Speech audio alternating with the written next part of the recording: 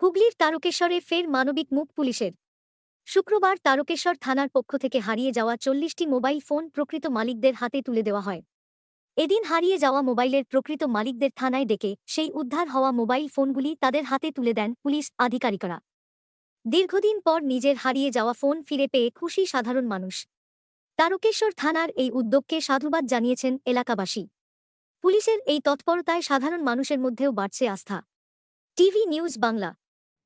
আজকে আমরা 40টা mobile phone এরকম ফেরত দিলাম। তাদের মধ্যে হাই ভ্যালু সেটসও কিছু রয়েছে, যেমন ভিভো, ওপো, মানে যেগুলো বাজার দর হয়তো 30-35 হাজার টাকা এরকম মূল্যের ফোনও কিছু রয়েছে, এবং ফোনগুলো বেশিরভাগটাই দেখলাম ইনট্যাক্ট অবস্থায় রয়েছে।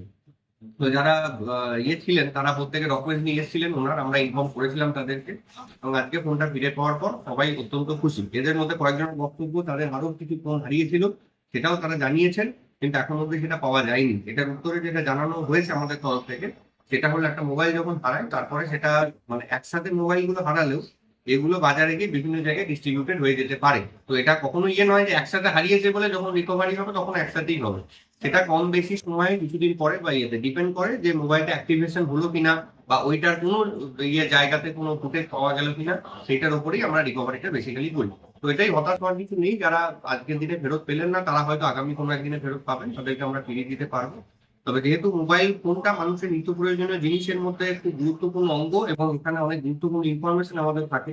আমাদের তো মানে মোবাইল ফোনটা এখন ডেটা ব্যাংক বলতে গেলে, আধার কার্ড, ভোটার কার্ড সবকিছু আমাদের মোবাইলই ছবি তোলা থাকে, এবং মোবাইলটা অনেক সেফ জিনিসেরও ভল্ট হিসাবে কাজ করে। আমাদের অনেক ইম্পর্টেন্ট ডকুমেন্ট, ব্যাংকিং, ইওনো।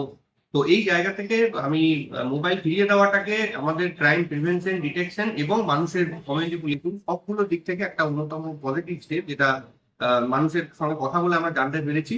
এবং তারই সাথে আরো কিছু মেসেজ দেওয়া হয়েছে তাদেরকে যে মোবাইল যখন হারিয়ে যাবে তাহলে ইমিডিয়েট করণীয় স্টেপগুলো কি হবে।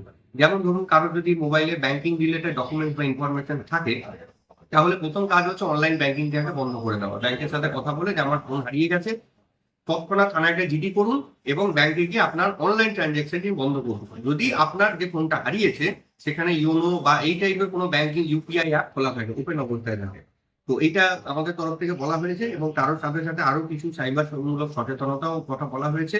Overall interaction successful. আমরা আগামী দিনে আরো কিছু মোবাইল পেয়ে যাবো। আজকে 40টি মোবাইল ফেরত দেওয়া হয়েছে।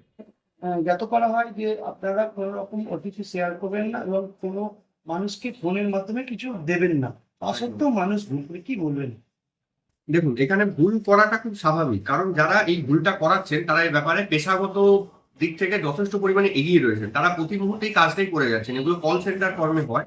তো যখন একটা মানুষকে, যার ডিজিটাল লিটারেসি অতটা ভালো নেই, আমি ডিজিটাল লিটারেসি কথাটা অ্যাপ্লাই করছি, তার কারণ এই ক্ষেত্রে যারা ফ্রড হয়েছে যাদের সাথে, বেশিরভাগ ক্ষেত্রে মিন এজ গ্রুপটা দেখা গেছে 40-50।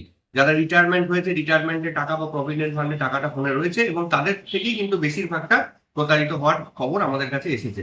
তো এই জায়গাতে তাদেরকে এমন ভাবে রিপ্রেজেন্ট করা হয় যে আমি ব্যাংকে গিয়ে বলছি, এবং তার ব্যক্তিগত কিছু তথ্য তাদের সামনে তুলে ধরা হয়, যাতে তাদের বিশ্বাসটা আরো দৃঢ় হয় যে না, এটা ব্যাংকের থেকেই বলা হচ্ছে বা ইলেকট্রিক অফিস থেকেই। যখন আমার কনজিউমার নাম্বারটা বলে দেবে বা গ্যাস অফিসের নাম্বারটি বলে দেবে যে আপনার কনজিউমার আইডি এটা আছে কি, আমি চেক করে বললাম হ্যাঁ এটা আছে, বলবো আমি এই অমুক গ্যাস অফিস থেকে বলছি। তো এই জায়গায় খুব স্বাভাবিক যে বিশ্বাস করে ফেলা থাকে।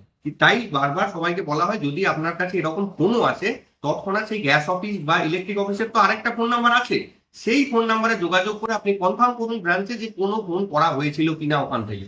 যদি করা হয়ে গিয়ে থাকে তাহলে অসুবিধা নেই, যদি না করা গিয়ে হয়ে থাকে তৎক্ষণাৎ আপনি ব্রাঞ্চে অ্যারেঞ্জ করে যাবেন। এটা আমাদের তরফ থেকে বলা।